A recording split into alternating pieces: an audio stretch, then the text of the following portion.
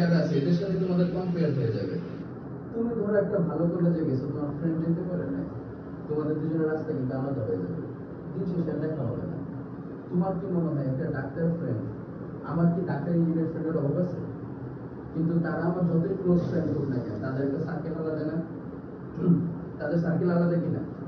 ওকে আমার সাথে সে আড্ডা দিবে, আমি বিজনেসম্যান, আমার সাথে এসে সে আড্ডা দিবে না? ও ডাক্তার, ওর সাথে ডাক্তারদের সাথে আড্ডাটা বেশি হবে। ও ইঞ্জিনিয়ার, ওর সাথে ইঞ্জিনিয়ারদের আড্ডাটা বেশি হবে।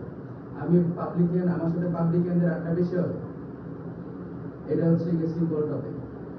তো রাস্তা কিন্তু আলাদা হয়ে যাবে। তো ফ্রেন্ড হিসেবে তোমাদের যেমন থাকতে হবে, নিজের প্ল্যান নিজের বুঝতে হবে। 2 দিনের বেশি তো কোনো ফ্রেন্ড তোমাকে হেল্প করবে না। আজকে তোমার বাবা যদি তোমার ঘর থেকে বের করে দেয়, তোমার ফ্রেন্ড তোমার কি রাখবে? 2 দিন রাখবে? 3 দিনের দিন বলবে বাসায় যাবে কখন? কি করবা? আর তোমাদের আব্বা আম্মারা ধরো এই যে কোচিং এ যে বেতনটা এনে দেয় বা সেটা কাজগুলো করে, তারা কয় ঘন্টা ডিউটি করে? 1 কাইন্ড অফ। তোমার কি মনে হয় 8 ঘন্টার নিচে কোনো ডিউটি আছে? আছে?